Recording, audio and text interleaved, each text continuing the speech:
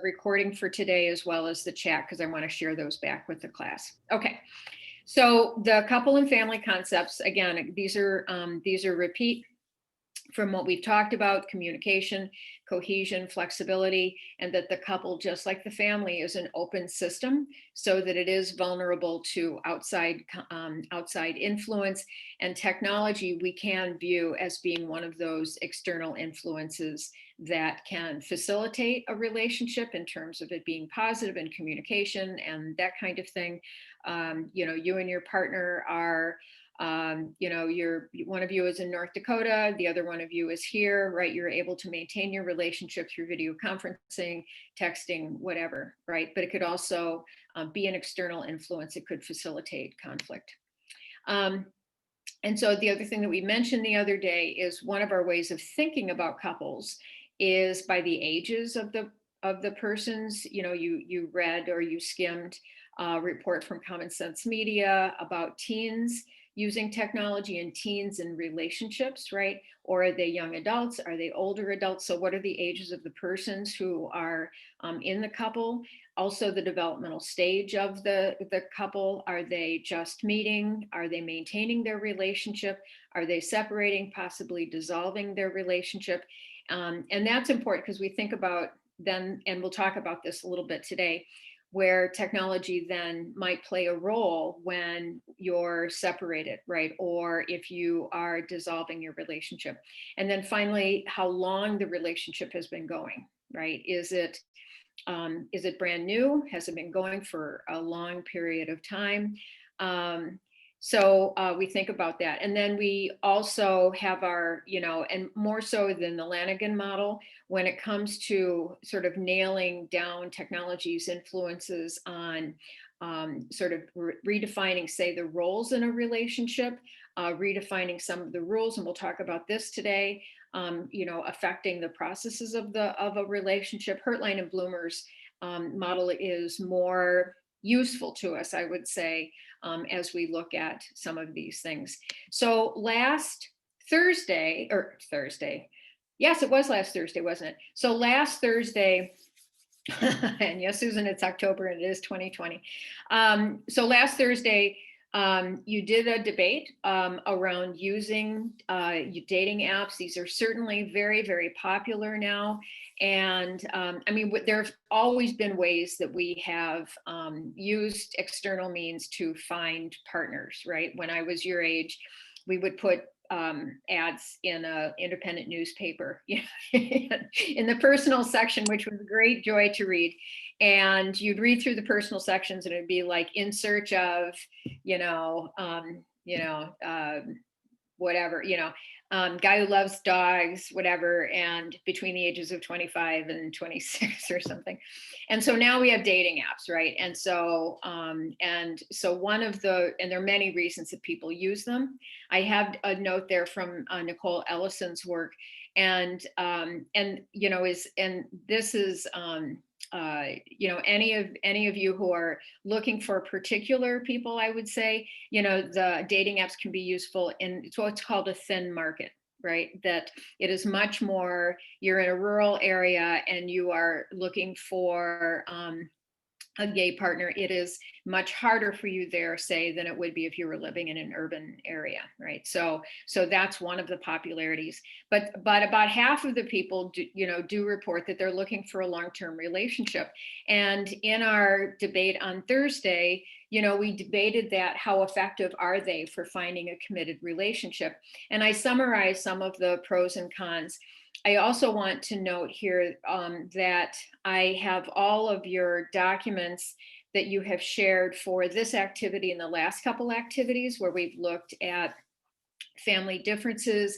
We've done the application of the technology, of the theories. So any of those documents I have in shared folders, and I have a link to those shared folders in each one of the modules. So, I think they may be useful to you as you're studying, because you'll be able, if you're trying to think of what's a good example of this, I'm not really understanding this concept, your peers in class have provided those for you. So anyway, I also have done this with the dating app notes as well. And what was really interesting, sort of observing the points that you made, was that that almost all the points had to do with finding anybody, never, like regardless of a committed relationship, right? It was more about sort of narrowing the pool, finding people who share interests, an opportunity to get to know the person, right? And on the other hand, the problem is that it's potentially not safe, potential misrepresentation, that virtual communication may not be the best representation, of the self. And so I'll just stop here and I'm just going to throw out the question. So, just in the sense of narrowing the pool or finding people, what does that have to do with the committed part? I mean, you could sort of take off the committed part and just say, are they effective for finding, a relationship? And you could say the same pros and cons. So I'll just ask, so how do these things fit in with this idea of commitment? Anyone?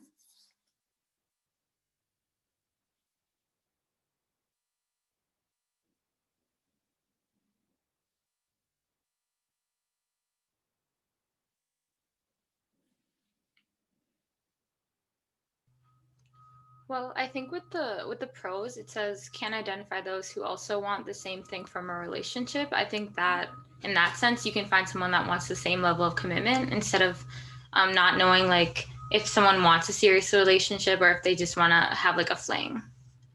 Okay. Okay. So looking for a committed relationship is a dimension of something that you're seeking, and so kind of narrowing that pool can help you find that person. I mean, it's sort of like step one, find the person. Step two, see if they're interested in a committed relationship, right? Step three, date them, and then see where it goes from there. So it's like a first step. Is that it? Okay, great. Thanks. Yeah.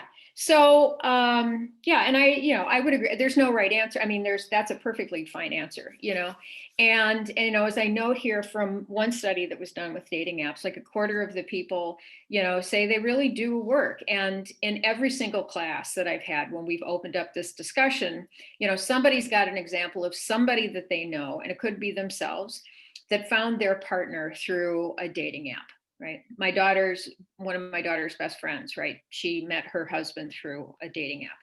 And I think time will tell of sort of the longevity, and if there is a difference, say, between people who meet through a dating app and people who meet in other, maybe old-fashioned ways or traditional ways or face-to-face ways, if that really makes a difference, or there is any difference to the longevity of their relationship.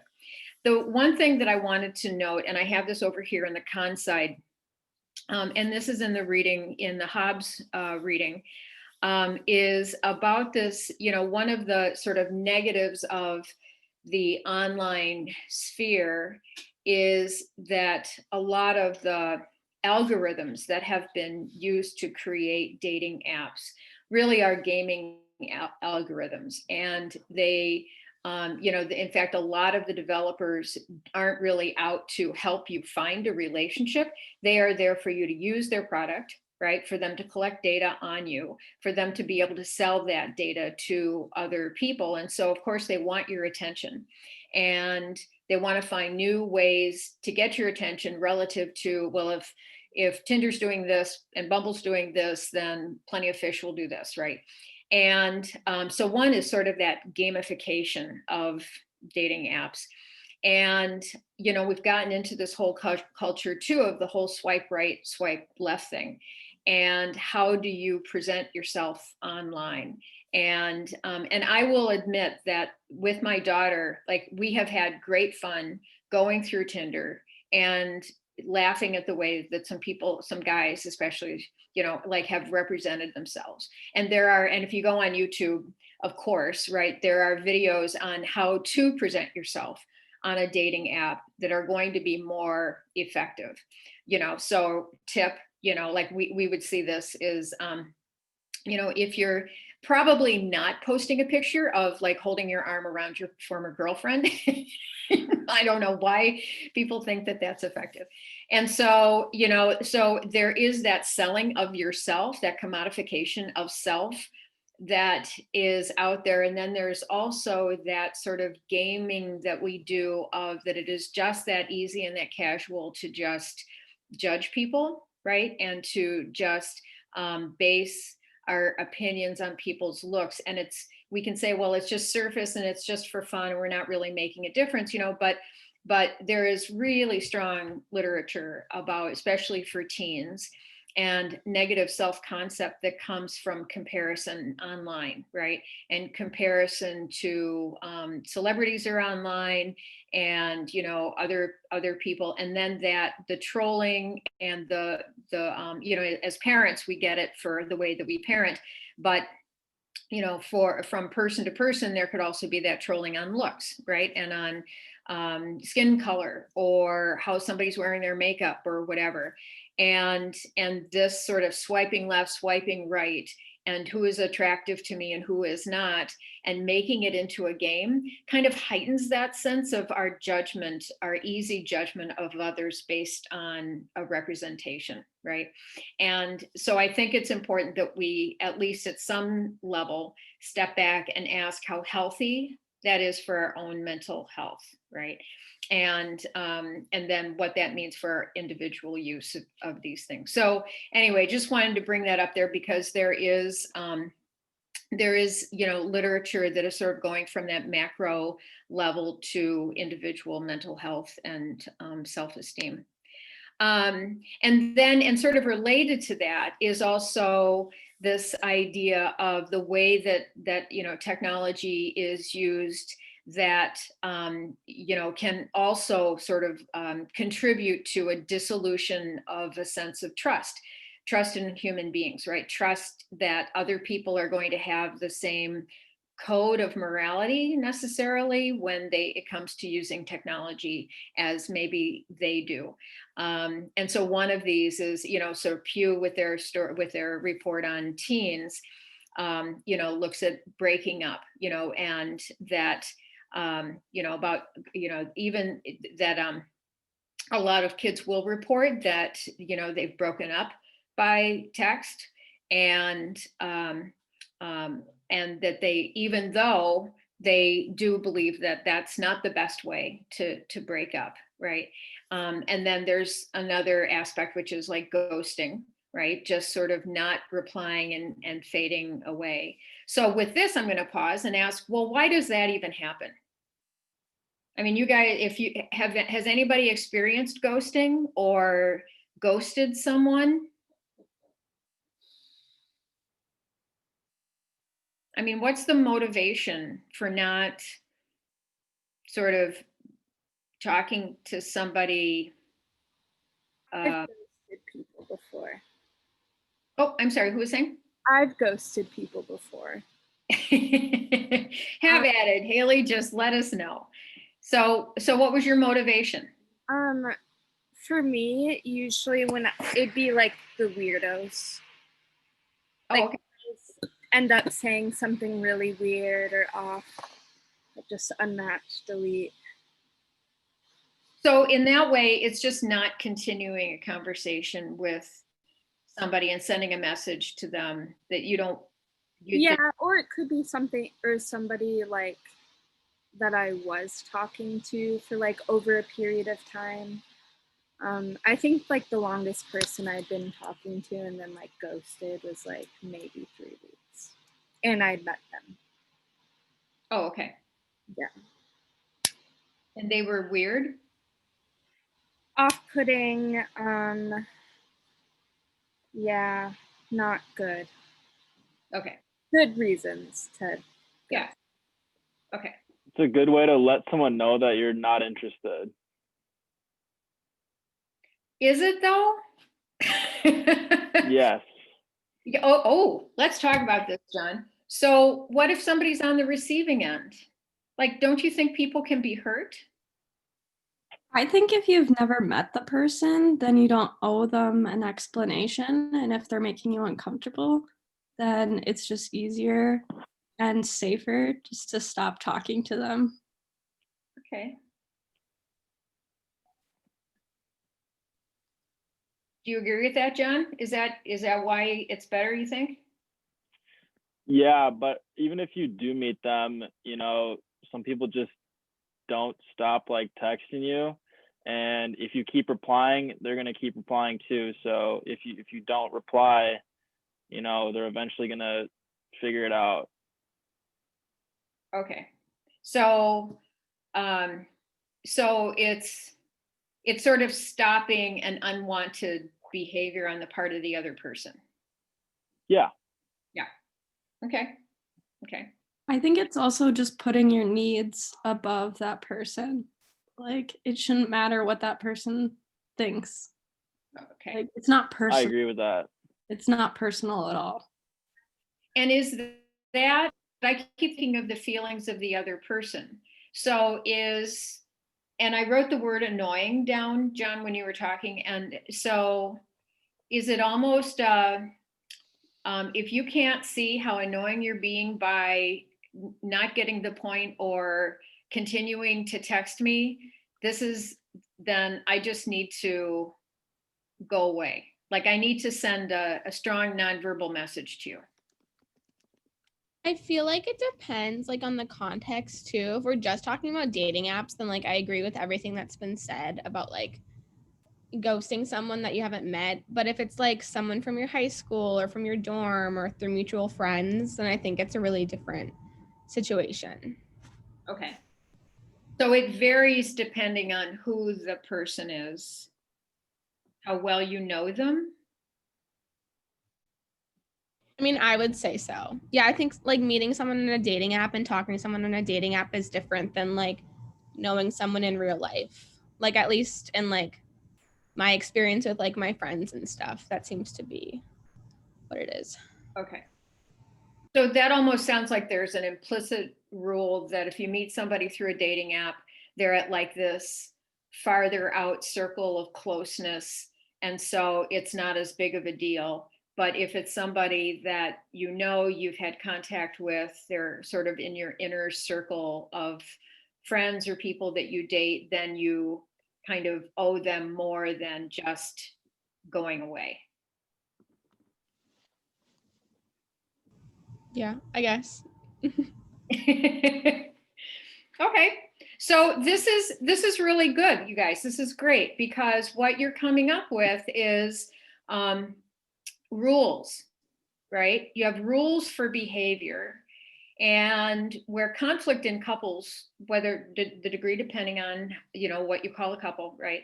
But where conflict can come in is where one person may have a certain set of rules in their head and another person has a different set of rules, and then they can come into conflict, right? One person could be hurt. So here's an example. This is from my friend Anya, and she had posted this on Facebook a few years ago. And I'll just give you a sec to read it. But she's a working woman. She's had a variety of different length of relationships.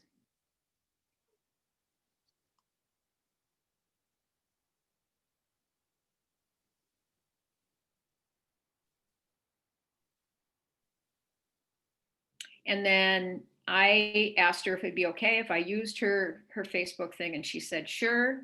But then she added, right, this thing of two of those people also acknowledged that I deserve better. They knew it was wrong, but did it anyway, without an opportunity for discussion.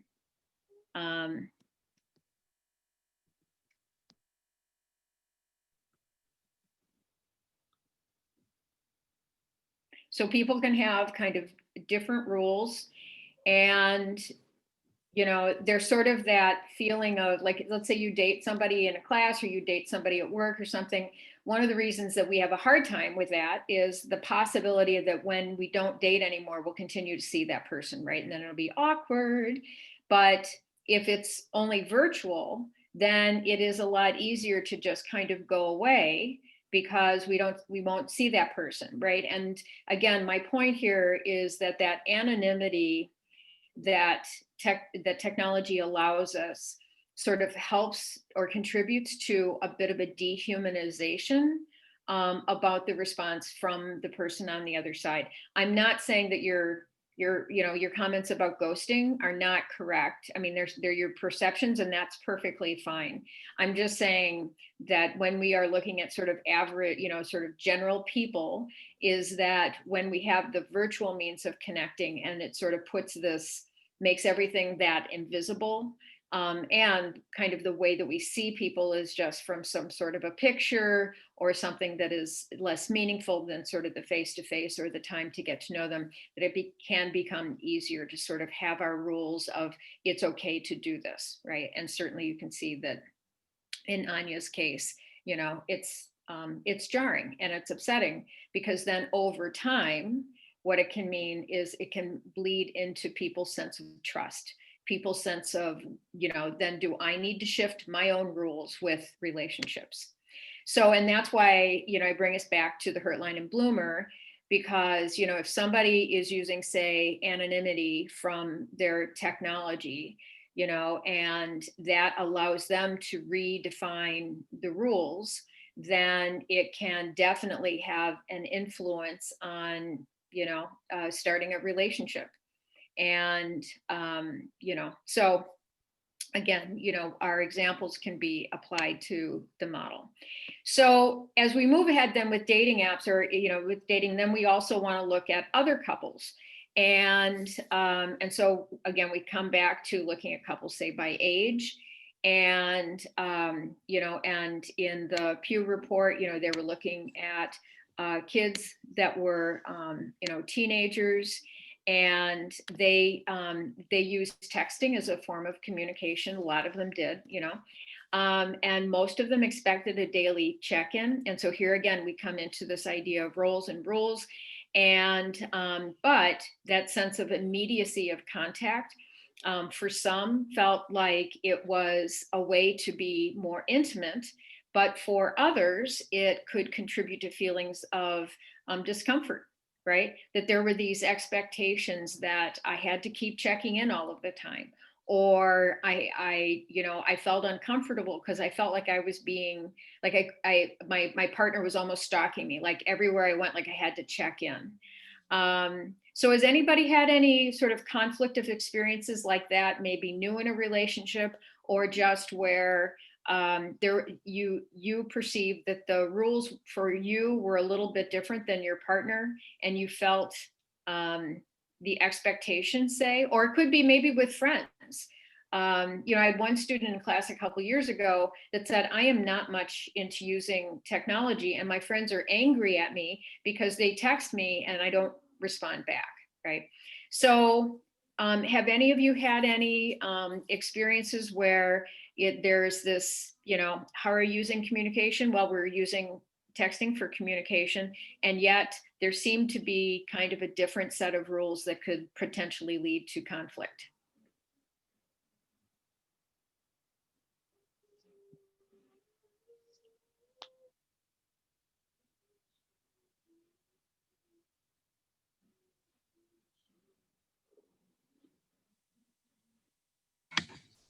I have one.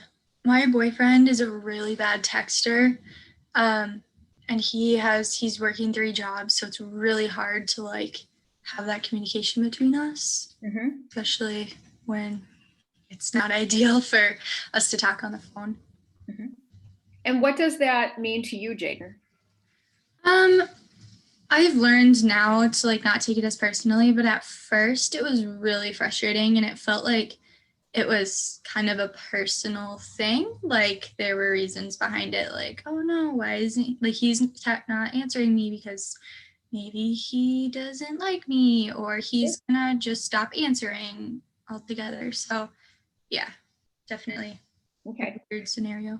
And so in that case, this is where the couple flexibility comes in. Who changed? Did you change, or did his behavior change? We talked about it, so I think we both have changed, and now I recognize, yeah, it's not really that big of a deal, but also he's better about checking in and compromising, being like, okay, during this bathroom break, I can say hello. Good. And so as a result of your conversation about it, are things going better? Yeah, for sure.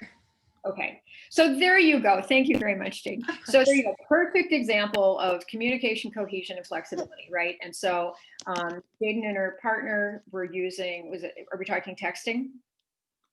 Yes. Okay, so you're using texting for communication, all is fine, but there is a different frequency through which the texting is coming. And Jaden begins to get some, sorry, I'm using your name, but it's your example. And so Jaden, you know, her emotional response is some tension, some potential conflict. Is this about me? But I do know that I'm texting more than I'm sort of receiving text. And so step two, she and her partner have a conversation about it. This is the communication part, right? They express their feelings about their ability to use texting as a form of communication and what they both would like, right? This is the flexibility part. There's some adjustment on both sides, right? Jaden flexes her perception of need in terms of how often she needs to hear from her partner, right? And she understands the situation, right? She's empathetic to his situation. She knows he can't text that often, right? But he also steps up his game and tries to text a little bit more. And as a result, they as a couple are more coherent. They're more cohesion. They experience more cohesion, greater connectedness, greater couple satisfaction. So thank you. We've just walked through this entire module through Jaden's experience with her partner. So as we look at couples also with regard to age and stage, relationship length, this is research, a little bit dated. It's from the Pew Internet American Life Project from 2013, but they're looking at couples. And we're just going to stay on this slide just for a sec. And the one thing to note is there are two different types of couples that are being portrayed here. On one side, on the left side of the graph is couples by age, right? On the right side, we have couples by length of time together, partnered 10 years or less, partnered 10 years or more, okay? And the question to them is whether technology has had an impact on their relationship, okay? So I want you to just look at these numbers a little bit, right? Look at the different bars for major, minor impact. And so here's my first question. And you can write your responses in chat. So overall, as you look at this, would you say that most couples indicate that technology has played an impact on their relationship?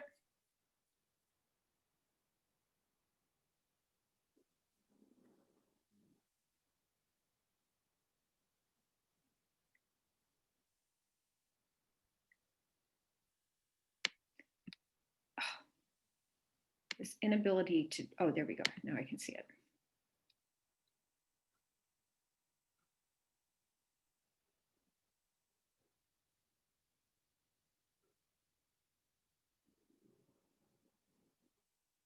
So what do you think? And again, if you'd like to put it in chat, or if you'd just like to shout it out, technology, does it, for most couples? Minor, okay.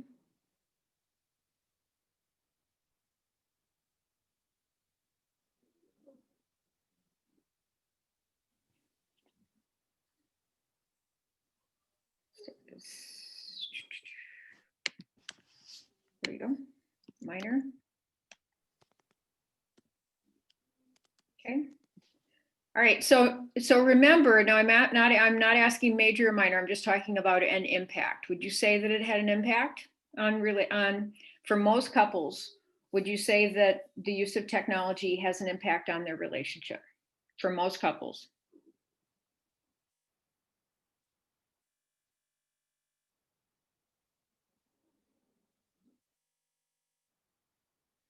So look at the numbers represented in the percentages.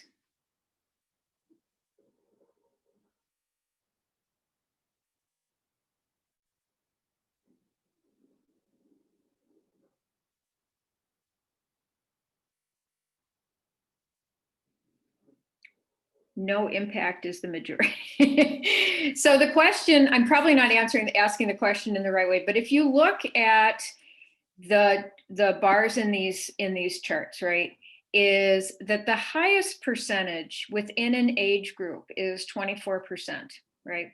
The highest percentage within a couple by length of relationship is 21%. And so overall, these represent a minority of couples, right? That, if we go by 100% of couples and you look at each one of these, only 21% are saying that it had minor impact for those partnered 10 years or less, 15%. And so even if you combine those, you're still only coming up with 36% of folks who are partnered 10 years or less are saying that it had a minor impact or a major impact, which then would mean that what is 100 minus 36? So 64% would have said it had no impact on our relationship.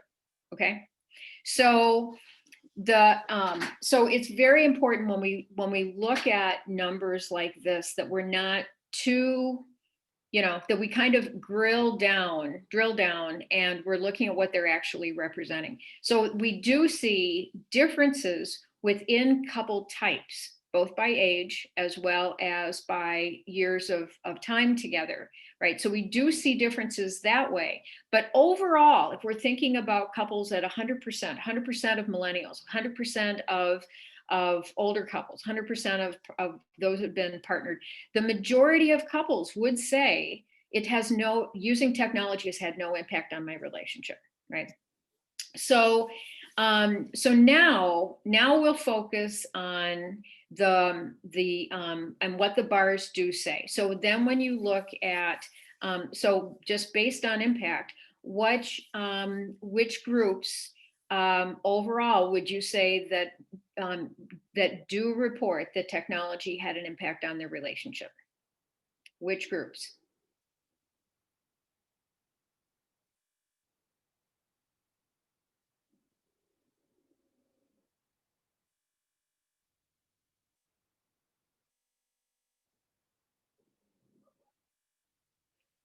And so for the sake of time, I'm going to I see that Alondra has written this in the chat, and she's right. So really when you look at this, it is couples that are younger and couples who have less time together report more of an impact by technology. And so, so I would have then two questions, but I'll save the bigger one more later. But generally, why? Why do you think that when we're looking at impact of technology on a relationship, why would younger folks report more impact, either major or minor, and why would those who have been together less time?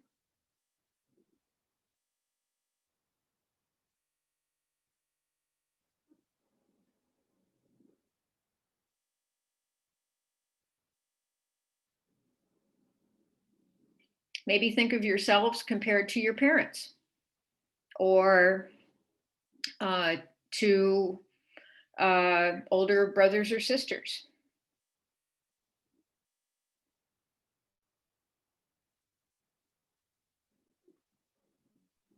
I mean, as far as like the age, I feel like younger people are on technology more and like a little like on more platforms, I guess.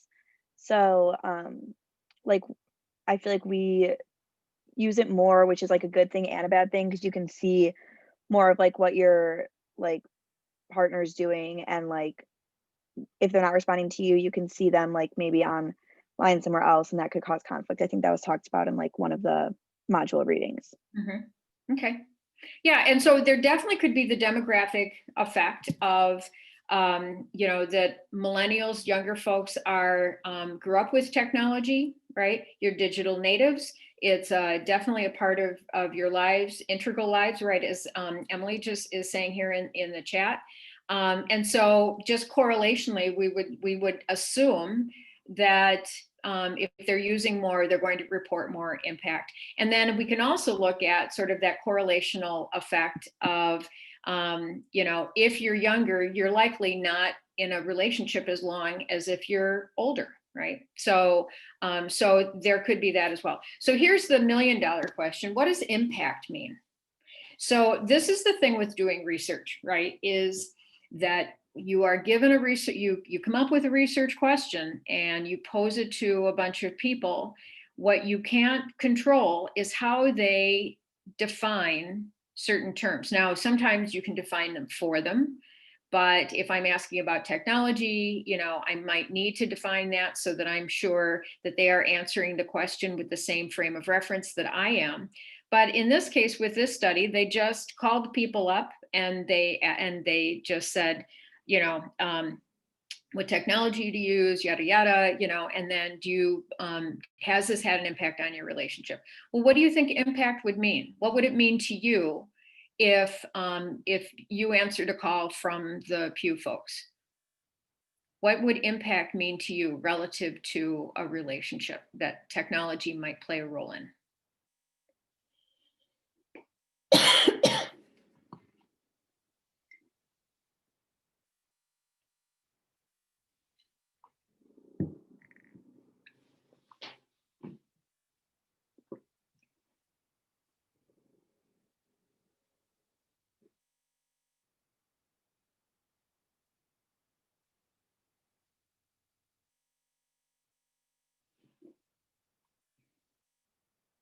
As a means for communication, potential for relationship tension, for helping you feel more connected. Okay, good.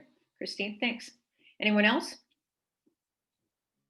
Other ways that if you were a recipient of this survey, that you might interpret impact of technology on your relationship.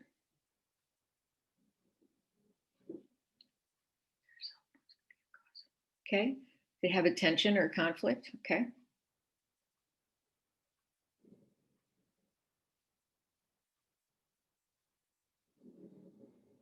Okay.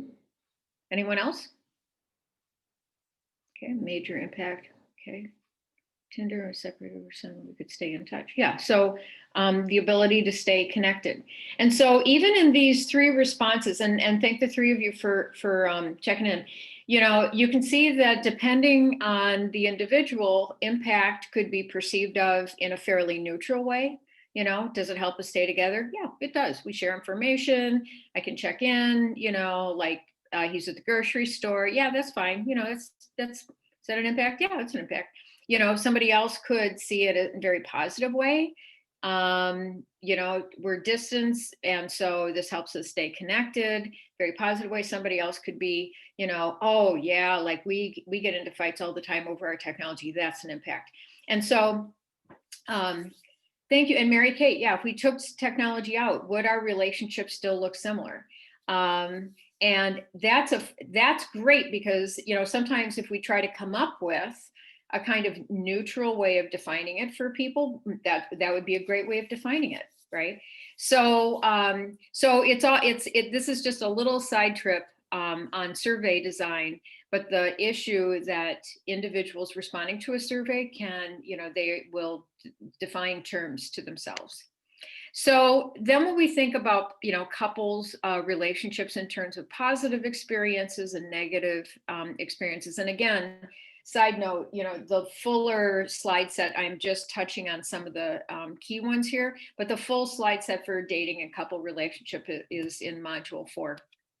And so, you know, in terms of positives for relationships, and here they're looking at couples, all couples, and then couples that are married less time and or partnered less time and coupled longer.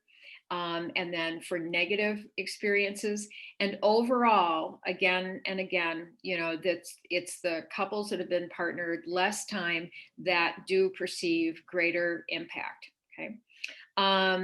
And then as we're talking about impact, we're talking about, say we'll talk about effects. So if we talk about this, this creates conflict, or this creates dissatisfaction, this creates a sense of connectedness, we can think about technology effects that contribute to those things. And so here I'll introduce 3 terms. I mean, these are words that are in our lives, but when we move on from from couples, we talk about kids, it will be looking at these terms again, and sort of generalized ways for us to understand technology's effects. So technology's effect through our interaction, technology's effects through displacement, for our being on technology, and then that means we're not doing something else. Technology's effect in terms of exposure. So, and especially when we talk about children's use of media, they're being exposed to violent images, to language, first person shooter games that sort of develop a skill. And so these are very generalized ways of thinking about technology effects. And so one of the displacements with couples is this, and I think this set of researchers probably came up with the term. Anyway, they call it fubbing, right? And it's this idea of, ignoring a partner due to attention on one's phone. We've all been there, whether it's with our family, whether it's with our friends, or whether it's with a couple, at some point we have either been the fubber or we have been the fubby. And so what they did in this research with couples was to look at when an individual does experience partner fubbing, right? What that means to relationship satisfaction and what it means to depression. And so here what they identified was that there was a direct negative relationship between being fubbed and feeling less satisfied with the relationship, and a positive relationship between, experiencing partner fubbing and feeling depressed. And then they also, and this is what we see with path models, is an indirect relationship on depression from partner fubbing through its impact on the relationship. And so I'm in a relationship with someone, right? I see that they are fubbing me. They're paying more attention to their phone. My relationship satisfaction goes down, and that contributes to my sense of depression as well. Okay. So there has been increased research about sort of the sense of displacement between couples, and it can be sort of the lack of response through texting. Say in Jaden's experience, it could be through a more overt action of just not paying attention to somebody because the phone, is right in front of them. And then there are a variety of other behaviors that have been studied related to couple relationships. So on sort of a positive aspects, so sharing accounts, managing practical matters, and sharing passwords, we do find that they are more likely to occur with couples that have been together longer. So why do you think that might be? Why might it be that a couple who has been together more than 10 years, or a couple who is older, is more likely to share a password with their partner or to share accounts?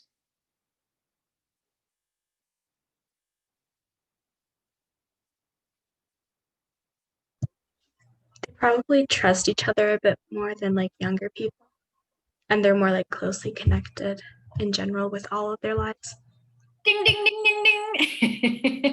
Excellent. Yeah. So it's kind of that base of trust, right? And so you are, there's a whole lot of information that can be accessed through passwords, right? And so you want to make sure that whoever you're sharing that password with is somebody that you trust.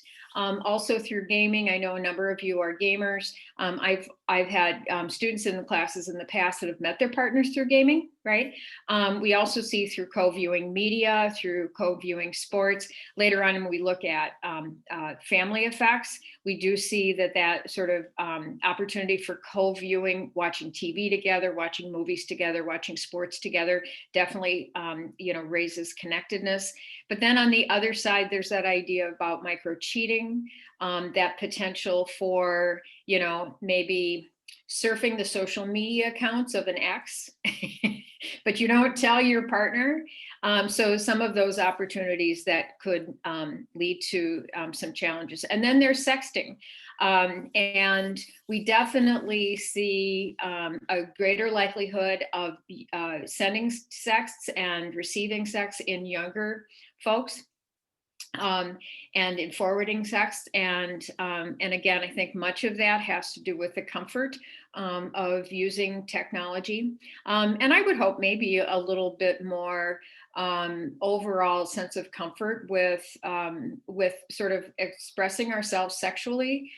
Certainly in my generation, we never talked about it, never was a thing, and hopefully through the decades, we've become a little bit more accepting of our own sexuality and our expression of sexuality, unless it gets to be a bad thing. And I have a picture of Anthony Weiner, the former congressman from New York, who was caught sexting with his teenage nanny or something like that. Sending really crude pictures. So again, just in summary, some of these individual couple things, individual couple differences, right? And certainly just like with families, those couple differences not only are, by the developmental age and stage and length of relationship, but it's also that couples vary, right? Couples are going to vary depending on which technologies they use, how often they use them, the purpose that they use them. If you're military deployed, right, and you are staying in contact, that's a far different use of technology as a couple than, say, a couple who lives together and they're just texting on an occasional basis. And then in terms of general impacts, and again, we'll be looking at these again when we look at kids. In fact, I'll throw out my little acronym that you can begin to consider for this stuff. And you can think of it as TIDE, you can think of it as EDIT, you can think of it as diet, right? But it's technology, interaction, displacement, and exposure, right? So nice little acronym for you to remember if you're just to remember, right? Or if you're taking a test. But again, interaction, displacement, and exposure are some of the ways that we're affected by technology. So, we're talking about sort of differences in people's use. We're talking about potential challenges with potential conflict. Jade's example was a great example for conflict resolution. But let's just explore this a little bit more. So one of the readings, I don't know if this was required or not, but by Craven and Whiting, and they did a qualitative assessment looking at, talking to couples, because couples increasingly are bringing technology issues into therapy.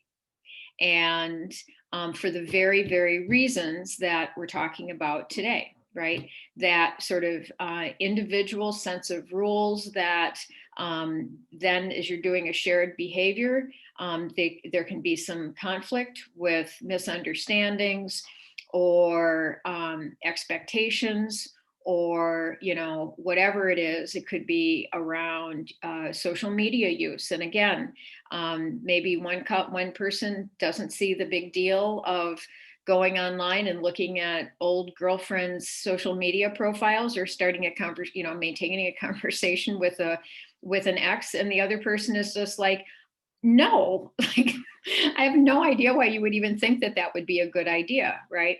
And so increasingly couples are experiencing conflict related to their use of technology. And couple therapists are dead set in the center in trying to facilitate that conflict with them. And so we talk about implicit rules, right? Sort of that, oh, I didn't even think this was the thing until it happened. Well, that means that it was an implicit rule, but it didn't get discussed. So let's just take a sec and what might be some implicit rules that partners would have that, if not discussed, could lead to conflict in a relationship. And let's just, over in chat, just try to put as many as we can come up with, okay? There's lots of different technologies. So we can talk about texting, we can talk about sexting, we can talk about email, we could use about video conferencing, video chatting, phone calling, social media, especially the use of social media. So it could vary by platform, it could vary by individual couple, it could vary by frequency of behavior. So just have at it. And I'd like to see some of those implicit rules that could lead to conflict.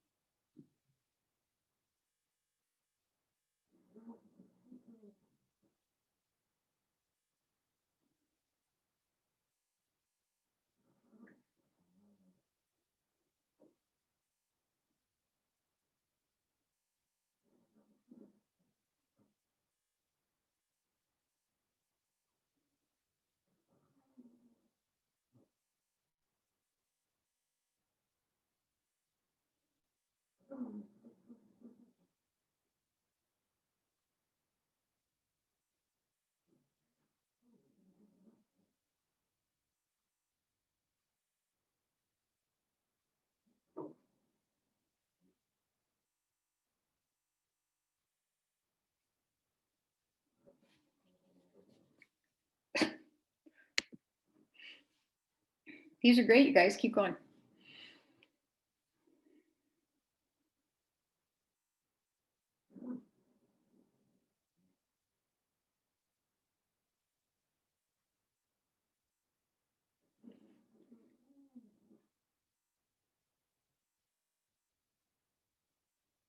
It's so interesting to see a lot of you are reflecting on sort of the archival value of technology and expectations about what would be maintained in a new relationship.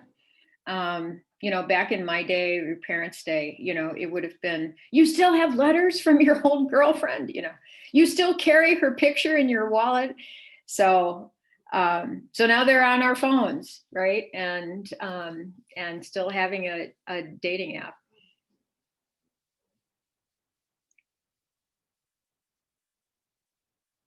Oh, Facebook official. What are the rules about that?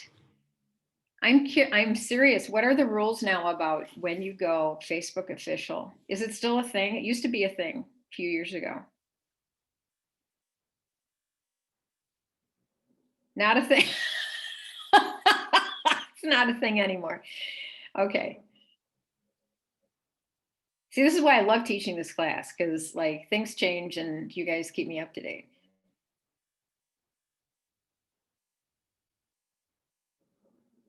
Oh, maybe for engagements. Okay. It was back in get with it. It was like that back in 6th grade. You guys are great. Okay, so wonderful list. And like I said, I'm gonna, you know, I'll save the chat and I'll post it because these are really good things that I want you to be thinking about because they're really good examples that you could use, say, in an exam question, right?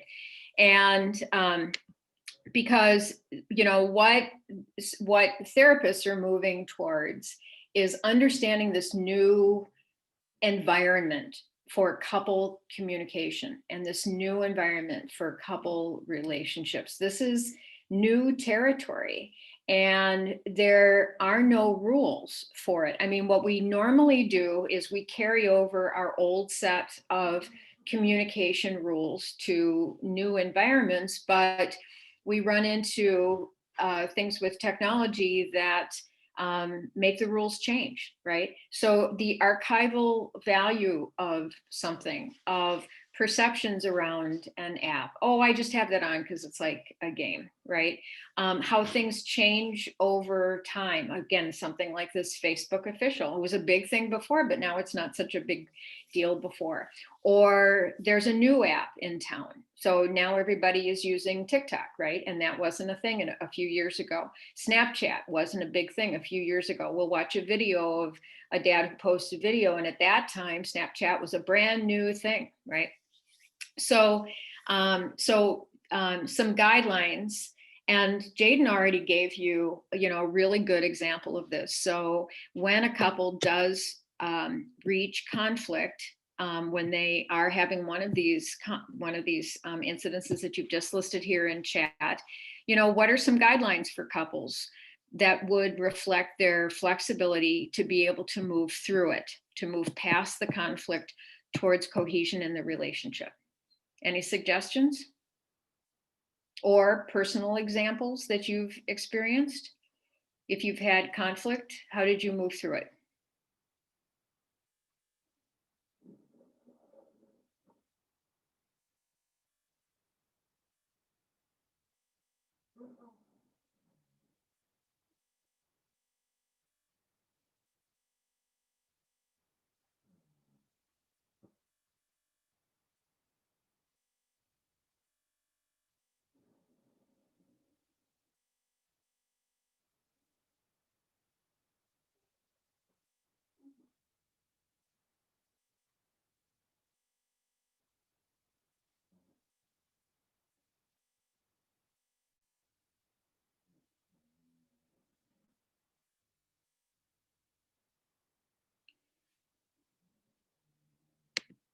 So in the sake of time, the first thing I'll do is to reflect back on our conversation with Jaden earlier on. And thank you again, Jaden, for sharing your vulnerability and are using your personal example as one to learn from, because it is a great example.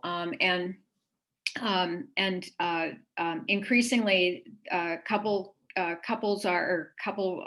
therapists are really helping, just like with other forms of conflict, right, for the couple to have communication about it, right, to share individual perspectives, to identify what the conflict means, how each person feels about it, but the point being to focus on the relationship, that the value of the relationship is greater than this particular conflict, or to discover possibly, that the relationship isn't going to withstand this conflict, right? If that conflict becomes stronger than somebody cares about staying in the relationship, maybe it's a good indication, again, for dissolution.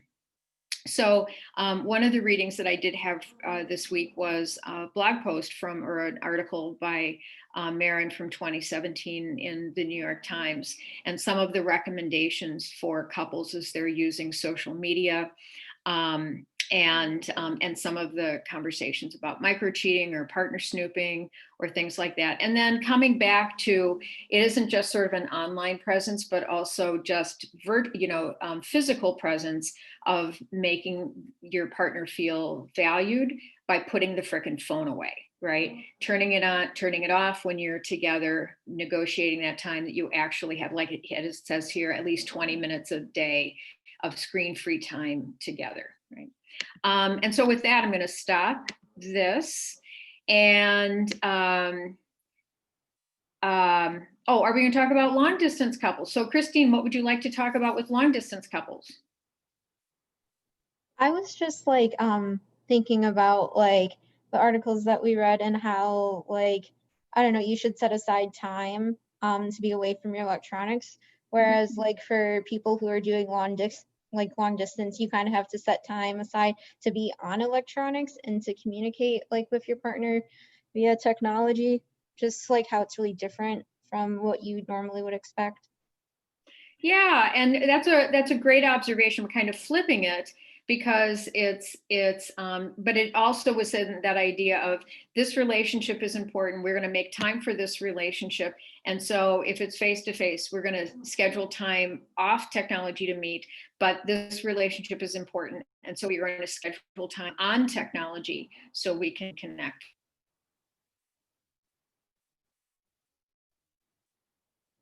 Thank you for making that observation.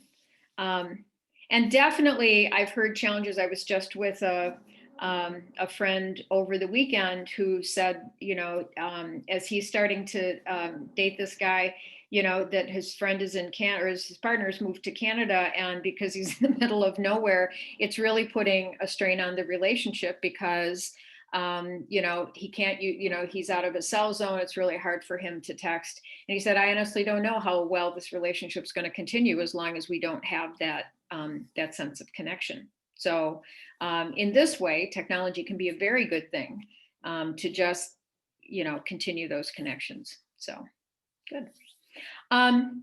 Oh gosh, I did have 5 minutes 3 minutes ago, but now it is 2:44, but I'm willing to stay on. And so again, this is being recorded. We will post the recording. We also will post the text for today's discussion. But just to give space to it, does anybody have any questions in preparation for Thursday's exam? I have a quick question about the blogs. Oh, yep.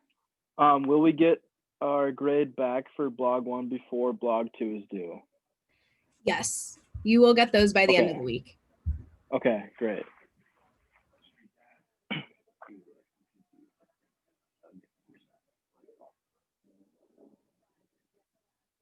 No.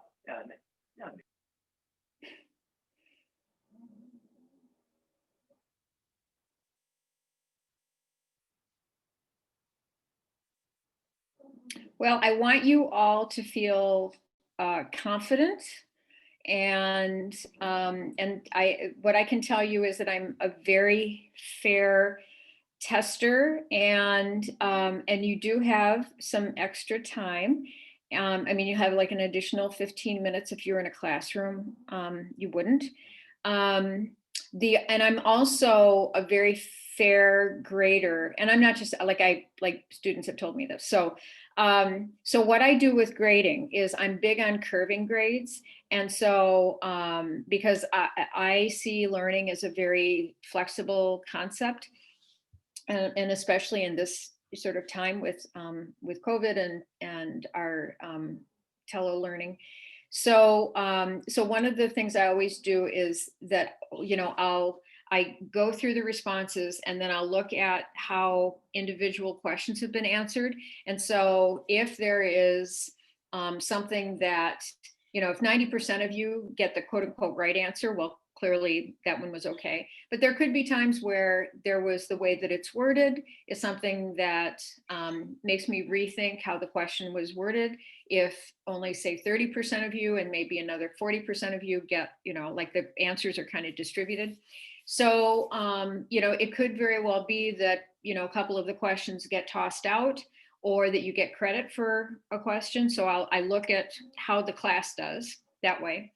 And then after the whole class and or after the grading is done, online makes it a little bit harder for things to stay anonymous, but I do my best so that because there's enough of you that I just sort of go test to test, and I'm not really looking at who's I'm responding to. So I try to take that sense of bias, although you're all new students to me, so that doesn't really count. But then at the end, depending on so if it's out of 50, if the highest score in class is a 48, then the 48 becomes the high mark for the whole class. Okay, so it gets curved that way. And so generally, grading takes me a little bit longer because of these nuances, but just know that all of those are done to your favor, right? So, so if that helps your sense of confidence.